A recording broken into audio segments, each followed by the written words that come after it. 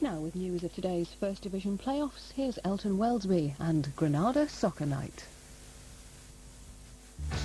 Wembley's Wonder Weekend, when the final promotion places are settled, is less than 2 weeks away. Tranmere Rovers are our First Division representatives, and but for a series of wonder saves on Sunday, they'd be plotting their way to Wembley already. In support, that's wide. Now Canola provides the cross this time to the far post. Oh, what a wonderful save by Gavin Ward. John Aldridge couldn't believe it. Leicester's Gavin Ward was man of the match at Prenton Park. He alone prevented a 3 or 4 goal cushion for Rovers at Filbert Street tonight. Yeah, they had a superb game. He pulled out 4 great saves. But that's what he's there for. You know, hopefully his luck will run out on Wednesday night. Leicester manager Brian Little was well satisfied, though, with a goalless draw. He's aiming for Wembley for the 3rd successive year. Brother Alan is York's manager. They were there last year as well, successfully. They're at Stockport tonight. He wasn't satisfied with the goalless draw on Sunday. Stockport goalkeeper John Keeley was in superlative form, giving the perennial playoff contenders a better than even chance of another trip to the Twin Towers. It's a familiar route for the likes of big Kevin Francis. It's also a familiar story. Always close, but the First Division always proves elusive. Burnley's Marlon Beresford was another keeper who earned his corn on semi-final Sunday. Unfortunately, so did his opposite number. So it's home advantage at home park. As for Preston, they've got a lot to do. Goalkeeper Steve Wood wasn't the hero at Torquay, spilling a relatively straightforward shot which led to a 2-0 defeat. At the other end, a more familiar sight on the day. Torquay's Ashley Bayes making a fine save. So who'll get the last laugh tonight? The goal stoppers or the goal scorers? And who'll get to Wembley? Good evening. Extra time, away goals, counting double, penalty shootouts. They could all be on the agenda tonight. We begin at Filbert Street with commentator Alan Parry. A tremendous boost for Filbert Street's biggest crowd of the season. The unexpected return of Steve Walsh back in the side following his serious knee injury. Walsh hasn't played a full game for over 7 months. Well, his inclusion must be a gamble by manager Brian Little, who otherwise feels the same team which drew at Tranmere on Sunday, thanks mainly to the brilliant performance of goalkeeper Gavin Ward. 2 other long-term casualties, Steve Thompson and David Speedy, are named as substitutes. Well, like Leicester, Tranmere are old hands at these playoffs. This is their 4th appearance in 5 seasons in various divisions, but they've never played in the top flight in their 73-year history as a league club. No fewer than 7 of this team were born on Merseyside and came through the club's youth scheme. They had to pay a fee for another Scouser, John Aldridge, but it was the best money they've ever spent. His scoring record for Tranmere is an incredible 94 goals in 138 games. The referee is Keith Cooper, a Welshman from Pontypridd. A tremendous atmosphere then at Filbert Street, where Leicester have won only once in their last 8 home games. In fact, the last 3 finished 1-all. If that score happened again tonight after extra time, then it would be Tranmere who go to Wembley on the away goals rule. Gavin Ward, superb of course in that first leg. Leicester have him to thank for starting this game level at 0-0. Coachwell driving it forward to Walsh. That's good control by the big man. Now Blake, and he loses out. Nevin in possession. Plays a dangerous little ball forward, but Coachworth read that danger. Here he is again. Nervous sort of opening, as you might expect, by both teams. Tranmere having most of the possession at the moment. Brannan doing well, and to find Nolan. Aldridge makes a run for him, so too does Irons. He goes alone, and it was a very good effort, which Ward had some difficulty saving. He can hit the ball really well, Ian Nolan. But his only goal for almost 2 years came against Aston Villa, remember, in the first leg of that Coca-Cola Cup semi-final. But he showed in that game how well he can hit it. And he showed it again then. So Brian once more for Tranmere Rovers. Real lifting it on, looking for Aldridge. Blake has it back for Leicester. Now Wicklow. Good ball forward to Walsh. On it goes to Joachim. That was an excellent ball. Great work by Eric Nixon. Came to Tranmere's rescue then, all right. Lovely ball by Walsh to release Joachim into the space. And the whistle's gone, free kick to Leicester. Well, he's always had a lovely touch, Walsh. He's not just a big man who's a target up front, and he showed it then with that great through ball. Wonderful anticipation by Nixon. Walsh wants it again now from the free kick. And Grayson tries to oblige. It's a good-looking one. And again, Eric Nixon, the Tranmere goalkeeper, was first to react and first to the ball. It was a good early throw out as well. And they look a bit stretched at the moment, Leicester. Nevin, 5 forward in this Tranmere attack. Nolan joining on the overlap. And it's a lovely ball to find him. Danger here. Over the head of Morrissey, over everyone's heads, in fact, when real danger seemed to threaten Leicester then. It was a lovely build-up, this. Beautiful little ball coming up here by Nevin, inside the fullback. Nolan seemed to be caught in two minds, and in the end played it over everyone's heads. Gibson. And Gibson has lost out here. Irons. Lovely little ball infield to Morrissey. He's got Aldridge in the box and Brannan arriving. Looks for Aldridge, headed away though by Grayson. And a good clearance because it's reached Joachim. And Joachim's got away from the challenge by Nevin. Ormonroyd helps it back to him. He's got Walsh to his left, Ormonroyd still to his right. This is Ormonroyd. Now Blake. That's not a bad effort. Only one goal so far for Leicester City since he joined them for a club record fee from Portsmouth, but Mark Blake was so nearly on target then. It was a good build-up by Leicester City, and as Ormonroyd laid it back in field, Blake knew he had to hit it first time. Very unlucky, but I think Nixon had it covered anyway.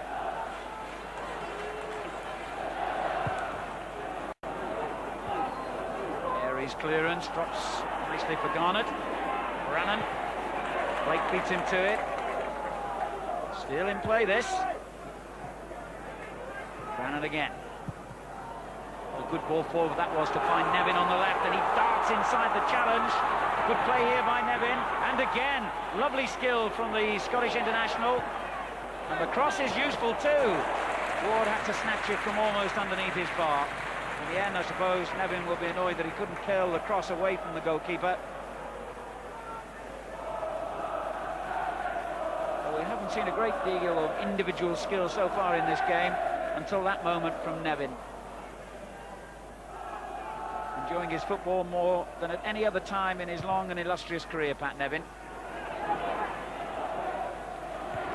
Carey did well to force that header away. And the clearance has dropped straight to Walsh here. That's a good ball, Joachim. Joachim's got inside Nolan, but pulls the shot well wide. Still, it was one of Leicester's best moments and what's been generally, for both teams, a disappointing half. Again, it was Walsh who sent him clear. He did well to get any kind of shot in, really, with the defenders forcing him wide.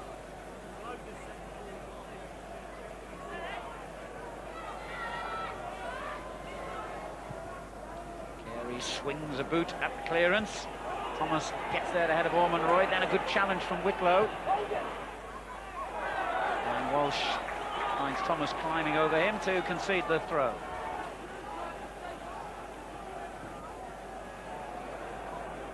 Walsh wanted to take that one himself. Joachim helps it out to Blake. Chance here! Oh, it's in! Ormonroyd with the rebound! Leicester City take the lead in stoppage time at the end of the first half.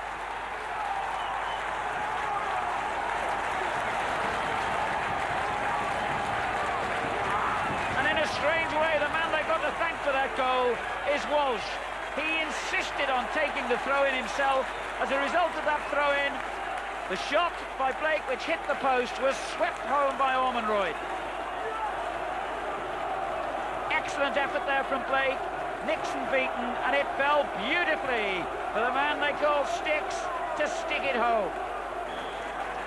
And that's the end of the first half. It had been so disappointing for 44 minutes, but came to life in those final 60 seconds with Ian Ormonroyd's goal, giving Leicester City a precious, precious half-time lead.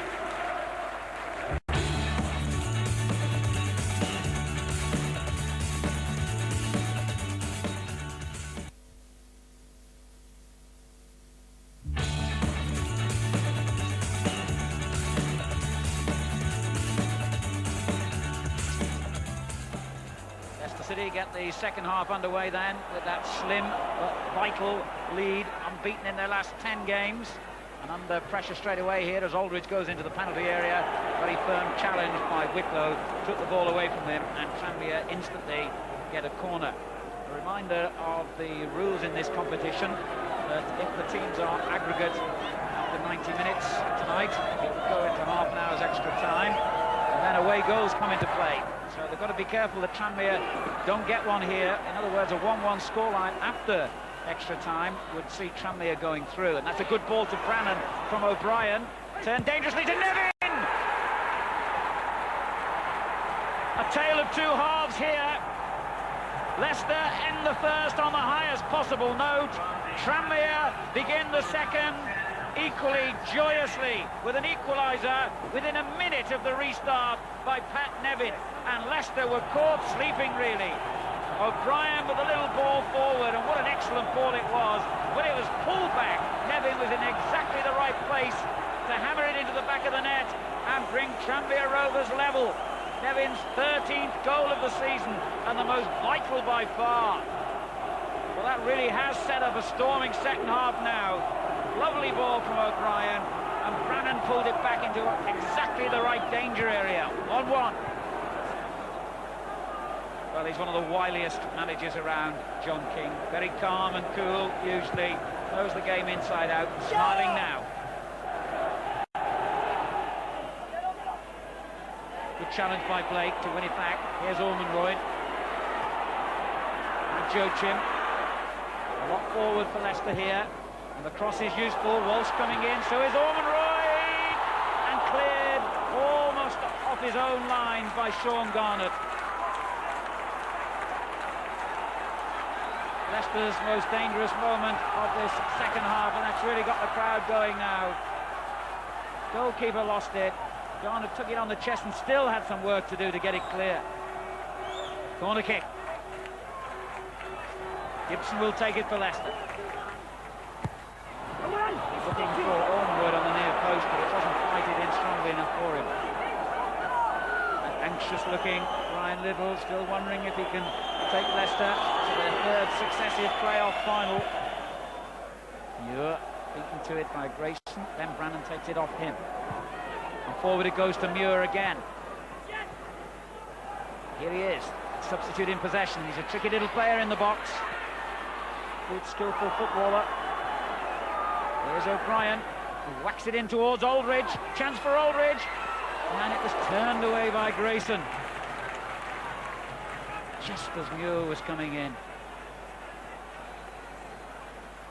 Well, a goal now, you would believe, for either side would surely clinch a place at Wembley. And this was mighty close by Tranmere.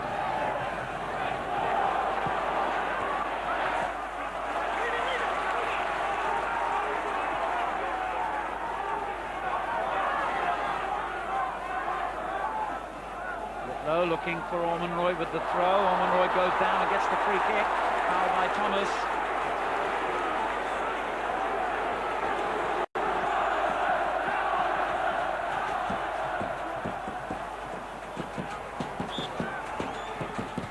Flicked in towards Nixon and turned into his own net. It's an own goal. Speedy will claim it. It doesn't matter who got the final touch. What does matter is that could be the goal that takes Leicester City back to Wembley. Only 5 minutes to go. A beautifully taken free kick by Blake. Nixon went for it and missed it. Speedy came in with a defender. And, well, certainly Garnett will want to claim it. But as I say, it's immaterial who got the final touch anyway. It certainly did come off the defender. It's an own goal by Garnett. It's Leicester City 2, Tranmere Rovers 1. Here's Speedy. And that's a foul. And that's rather unprofessional, and suddenly the match flares up and players from both sides get involved in another unseemly scramble here. And that is really all rather stupid at this stage. I can understand Tranmere's frustration, but really, that need not have happened. Well, who'd be a referee at a moment like this? Who did what to who? He's got to decide. And it's Nixon who is shown the red card, and Tranmere have lost their cool and lost their goalkeeper now. It's the second time he's been sent off this season, Eric Nixon, and even now, in the unlikely event of them making it through to Wembley, he would not be able to play. So he has done himself and his club no favours really getting involved like that. Eric Nixon sent off. They'll have to take off an outfield player now and send on Jones, and they started again here as Nixon certainly got himself involved and threw a fist, it seemed, at Grayson. Well, the young goalkeepers come on. I'm not certain in all that who took off. I think there's the man who's gone, and who would, at the same time being sympathetic to Tranmere, deny Leicester the right to go back to Wembley again. We're not quite there yet, but we're well into stoppage time now. Jocic just got to get the ball down in the corner now, and that's it. It's the final whistle. It's all over. Leicester City go back to Wembley, and the playoff final for the third year in a row, and hope and pray now that history will not repeat itself. This time they've got their fingertips on the top of the mountain once more. Can they haul themselves onto the peak? Well, that kind of speculation is still some time away. The main thing tonight is they've got through this most difficult barrier and beaten Tranmere Rovers by 2-1 to win the match and the tie by the same score on aggregate and claim their place at Wembley again. Well, you have to say what a disgraceful free-for-all that was near the end of the match there, and what a shame that Tranmere's season should end on such a sour note as well as a disappointing one. So it's back to square one in the First Division next season. It just seems that they weren't destined to get to Wembley this season. Now, Millwall Derby was the other First Division playoff match tonight. Derby taking a 2-goal advantage to the New Den. It ended up a 4-goal advantage, 5-1 on aggregate. It just wasn't Millwall's night. Further proof, if proof be needed, just take a look at this. Here goes Gabbiadini to Johnson. He's got the ability to take them all on. Oh no, what an awful moment for Clackmandon Howe. It's 3-0. Derby can start booking the coaches to Wembley. Oh, one of the own goals of the season by the former Everton man there, Pat Vanden Hauwe. Well, after the break, can Stockport go one better than last season? A great chance following Sunday's goalless draw at York. We'll be back.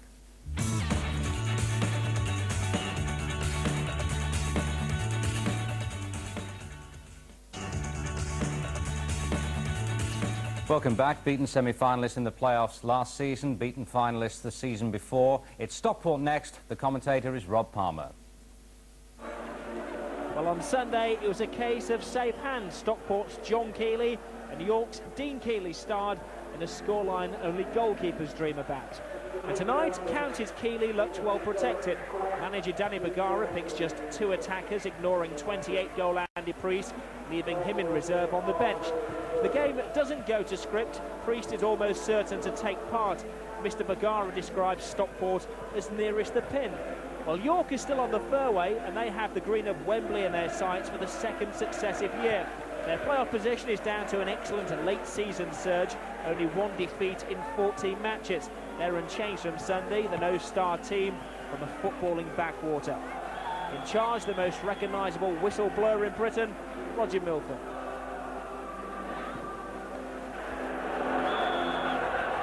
So here we go again, bemoan the Stockport County fans, their 4th experience of the playoffs, and still no memorable finale. York City, of course, got up a division last year thanks to the playoffs. What a good record Danny Bagara has got at the club. 5 consecutive promotion involvements for the little Uruguayan manager. Francis, bring it down, is Chris Beaumont, trying to earn his recall to the team and gets in the first shot of the game and showing plenty of confidence in his own abilities. He was, well, a good 30 yards out here, but it was a short-footed shot, which wasn't that far away. Williams prods it forward, Tuttle away. David Crane, little flip down. fans roar on Beaumont. Francis at the far post, and Francis just couldn't get there. Even the man the size of a lamppost couldn't put some light on that one.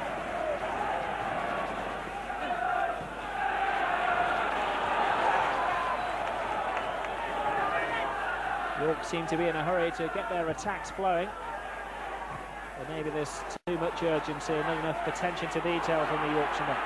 Now Francis, lovely pass from Francis to Beaumont, who's alone. There's no Francis in the centre because he's pulled a muscle on the halfway line. Shot comes in, blocked by McMillan.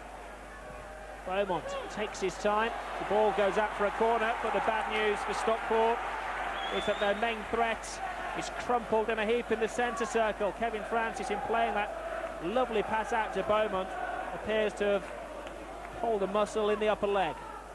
This is a real cause for concern for Danny Bakari. He has a ready-made replacement in Andy Priest, but nobody quite is the danger of 6'7" Kevin Francis, the tallest player in the league.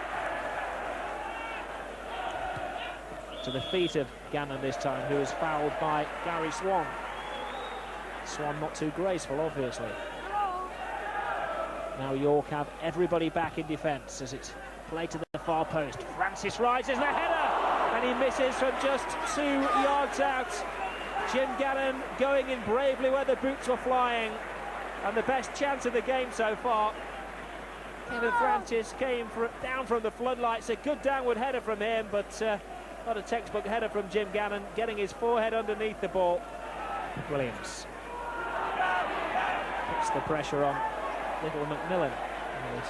Little compared to Big Kev. The defender bouncing off Francis, who's showing his full array of skills. Oh, great cross as well. A suspicion of handball. More than a suspicion from the Stockport fans. But to be fair to Jim Gannon, in the thick of the action again, he didn't appear. Look at those skills from Francis. Who says he can only head a ball? Good skills, good cross. And the York defender, well, it did hit his hand, but no intention at all there from Stancliffe. Francis again hobbles into position. The pain is almost becoming gain. Good humoured banter with the York fans. I don't think the set piece was meant to happen that way, but Stockport finally getting the cross, and Francis looked to be pushed at the far post then by Tuthill. And he had a very good case to moan and groan at Mr. Milford. As the cross came in, you may see Francis was pushed in the back, and the referee and linesman quite clearly, their view was obscured. Pushing. Oh, it falls to Barnes. 2 in the centre. Barnes puts the cross in, nobody there. Connolly gets a foot in. And a real scare for Stockport, and York showing that they can counter-attack with a bit of finesse and a bit of panache. And he's onside again, is Paul Barnes. He's going to have to go alone. Keeley comes up his line, makes one good save. The danger's not over. Barnes couldn't quite react quick enough. And Stockport will just be happy when this moment of danger is over. And when he was called upon, John Keeley was brave, he was alert, and he was quite literally on the ball for this excellent blocking save, getting in the way of Paul Barnes. Beaumont. Peter Ward looking for Francis. Now Jim Gannon. Well, Francis is there, he doesn't realise the ball's behind him. Well, it was a lovely pass to him. I think Kevin Francis was going in the opposite direction. What a great pass. It sent his defender completely the wrong way. Had the space here if he just realised there was a ball there to be hit.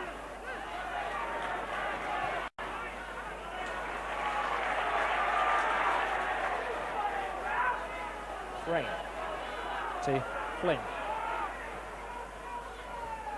Gannon nods it down. Gannon gets it back. Now Lee Todd, the fans urging him to throw the ball into the boxes. Frame tries his shot, it's the inside of the post. He's got another chance, and Hall puts it out. Oh, what a great volley from David Frame. Good move this from Stockport, varying their attacks, not looking for Francis on this occasion. And a lovely, lovely volley. It was only an inch away from being the perfect volley. McMillan with the throw. Not a lot to aim for in there. Williams gets it away. McCarthy's overhead kick. The wind blowing in Stockport's face. They can't get the ball away, and almost an own goal. Well, Mike Flynn will claim that it was a measured clearance. Obviously not a back pass. He didn't want his goalkeeper to pick that one up. As the ball came in, he saw the opportunity to scrape it back, and the best chance that York City have had, arguably, as the corner comes in, and the second best chance that York City have had. Flynn is very angry with the players around him as Tuttle flew in at the far post. The York captain screamed in from nowhere at the far post with the armband on. And as you see, he was only a hair's breadth away from putting York ahead.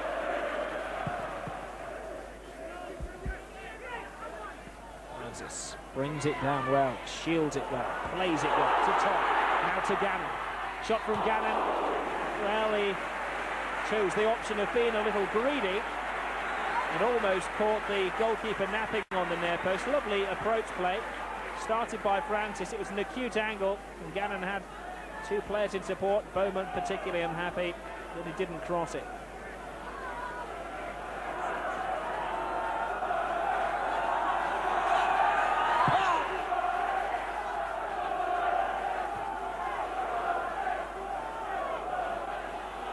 Swan's header. Barnes, brave play. Oh dear, inches wide. Almost created a goal for himself out of nothing at all there, simply by charging down the attempted clearance. There seemed to be a sly use of the hand, but it bobbled just a couple of inches wide. Good crowd inside Edgeley Park tonight, 6,733.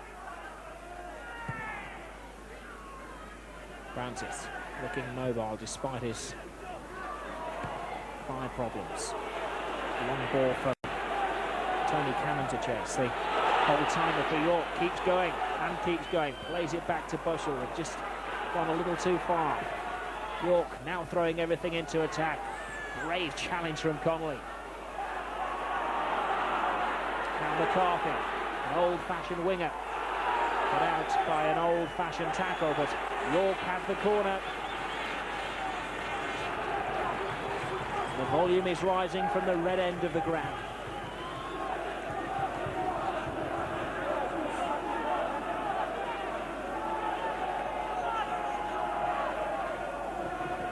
Big men forward for York. Stancliffe with a header and looping just over. There's recovered from a blow to the head from earlier in the game. And York have had the clearer cut chances. John Keeley has been the busier goalkeeper. Francis to Gannon. Tubbers broken from the back. Now they're lining up in the centre. A good cross from Todd. Oh, inches away from David Frayne. He's not a particularly tall player, and he rose extremely well. Lee Todd, great run, good overlapping full-back play. Excellent cross, teasing the goalkeeper. Frayne saw it late, and for him, sadly, it was too late.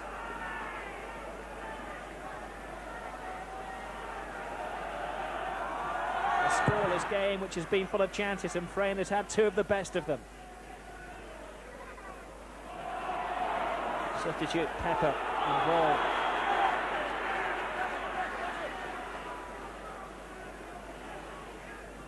Nigel Pepper with 15 minutes to prove himself after replacing the winger John McCarthy.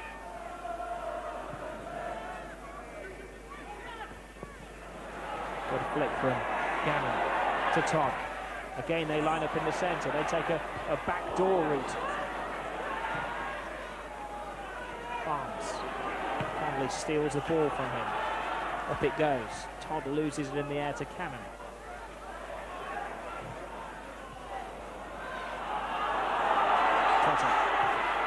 Forward shout the York fans. Blackstone deceives the defender.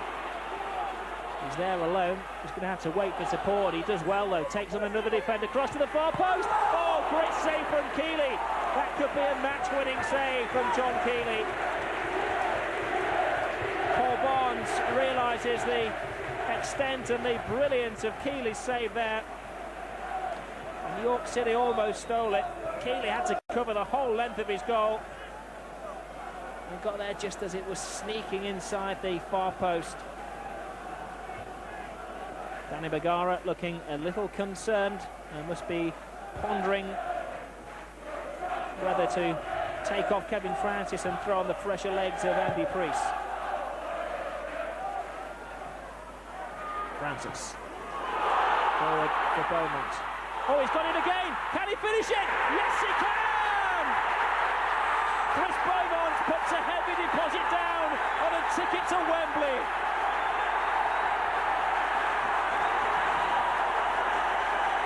Edgeley Park comes alive. Chris Beaumont jumps for joy, and Danny Bergara hits his head on the roof of the dugout. His cap went over his eyes, but he can see now that Stockport are on the road to Wembley. Dogged determination from Beaumont, steadied himself, found the corner of the net. And you must say, it's just what Stockport have deserved. Lovely finish, a cool head in very trying circumstances. Danny Bergara looks more like Norman Wisdom with that cap on. But no laughing matter. It's serious stuff.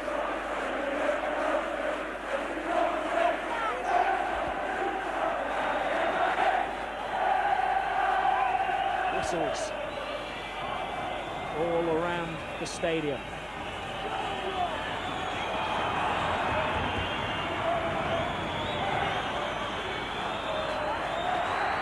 Roger Milford grabs the ball off the Stockport player. The final whistle's gone. Danny Bergara joins in the pitch celebrations. Chris Beaumont there with a number 10 on his back is the night's hero. His only league goal came 6 months ago, and what a time to break his very quiet scoring spell. Chris Beaumont, Stockport County, and their masses of fans are on their way to Wembley. Stockport County 1, York City 0. It's Wembley Stadium again for the Hatters. His thoughts? It's time, definitely. The atmosphere's there, and the lads, there's no way we're going to let this one slip, I tell you. I was going to say, you've got the experience of it before, haven't you? Oh yeah, we've been there, but that counts for nothing on the day like it. We'll just go out and do what we did tonight, and we'll be there, we'll win it. Can you lay this Wembley ghost at last? I mean, you know the way down the tunnel already, don't you? Well, I told the lads before the game that whichever way he goes, we're going to make history. If we win, because we will be the first time in the first division in the history of the club. And secondly, if we lose, there's not many teams that got to Wembley and lose 4 times in a trot, is it? Well done, Danny. Maybe 5's a lucky number in Uruguay. Now, the story of Burnley's season could well be entitled Home and Away, but they needed to reverse that trend tonight following Sunday's goalless draw with Plymouth. More. The commentator's Martin Dean. That's it, might be Dalton who will swing the ball in towards Marshall, who gets a flick on, a chance for the shot now, and Dwight Marshall gives Argyle the lead. 15 minutes gone. Marshall getting a first touch on it, the ball coming back to it, and whack into the top corner of the net. And going again. Well, Heath knocking it forward. Francis getting away from Comyn. Nichols has had to come off his line. John Francis! And Francis makes it 1-1. Andy Comyn just struggling a little bit for pace. A bit of pushing and shoving between them. Nichols had come off his line. Francis taking it wide and then tucking it away. Caught again. Obviously the subject of some close attention. Francis again bringing the ball away. Looking to get through that gap in the middle, and he might get the shot in here. And he does, and John Francis makes it 2-0. Somehow he manages to wriggle free of both Andy Comyn and Keith Hill, creating a gap for himself, and then slotting the ball past Nichols. 2 goals in the space of 2 minutes, and suddenly this game is transformed. John Francis is down, and the referee hasn't spotted him. Parkinson floats the ball in, and it was not too far away. To play it short this time. He's trying to get the cross in, comes off Nathan Peel, and away by Andy Comyn as the ball goes agonisingly across the goal line. Well, You can't get much closer than that, can you? Right across the face of the goal. Coming across with the clearance. Well, danger here. Joyce playing it wide for McMinn. Burnley suddenly have 3 players in the box. McMinn looks for space to get the cross in. Gets a shot in instead. Comes off Nichols. And that surely is good night for Plymouth Argyle. Warren Joyce delighted to score against his old club. It came off Nichols. Joyce was there. Pounces on it. And Burnley are on their way to Wembley. Where they will play Stockport County. Well done indeed to Burnley, who certainly started that game as underdogs. Now, our third division representative, Preston, had to overcome a 2-goal deficit against Torquay tonight at Deepdale, but they've an excellent goals record at home. Jim Beglin reports. 2-0 down from the first leg. Preston face an uphill struggle, but all is not lost. When the sides last met here at Deepdale, Torquay just couldn't cope with the plastic surface, and the North Enders, who ran out easy winners on that occasion, will be hoping for a repeat again tonight. And Preston got off to the ideal start. Only 8 minutes gone, and Tony Ellis headed his 31st of the season from Ian Bryson's corner. But soon after, disaster struck with a Torquay goal that shouldn't have counted. Ashley Bays with the long kick, and Dwayne Darby clearly handling the ball through for Gregory Woodridge, who grabbed a priceless away goal. In a game that was becoming increasingly bad-tempered, it wasn't long before things got completely out of hand. Paul Rayner and Darren Moore involved in an ugly tangle. Moore appeared to strike Rayner, and from another angle, the Torquay defender's impression of Frank Bruno left referee Joe Worrell no alternative but to send him off. That was a crushing blow for the Devon club, but it was just a tonic for the home side, and from Ryan Kidd's throw, Ian Bryson again supplied the cross for David Moyes to edge Preston 2-1 ahead on the night, but still a goal behind on aggregate. Pinpoint accuracy from Bryson, Moyes couldn't miss. By now it was all Preston, and Neil Wally couldn't have come closer to increasing the lead just before the break. Into the second half, and again the set piece working for North End. This time Rayner delivered and Stuart Hicks powered home to level the aggregate score. Minutes later, and it was no surprise to see Preston come close from another corner. Moyes looking for his second of the night, but Hodges brilliantly cleared off the line. Then it was Gareth Ainsworth's turn to try his luck, but Bays brilliantly tipped over. 3-3 after 90 minutes forced extra time, and Hicks came ever closer to that all-important Preston goal. Torquay, though, had that crucial away goal and were still in the driving seat until Andy Fensom crossed for Paul Rayner to finally put Preston ahead.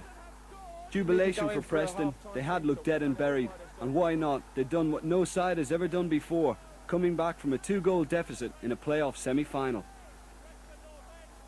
Didn't even go in for a half-time team talk. They've done it all by themselves tonight. Tremendous support, tremendous character from the players. And Paul, were you beginning to give up hope? You got the winning goal, but was it looking dodgy at that stage? It was looking dodgy, but with that crowd behind you, you can never give up. I mean, they've been fantastic all season, and the noise they make, they're incredible. They deserve to go to Wembley just as much as we do. They were fantastic. Yes, Preston becoming the first side in the history of the playoffs to recover from a 2-goal lead. So who will they play? Wycombe, who are aiming for promotion for the second successive year. They came up from the conference last season.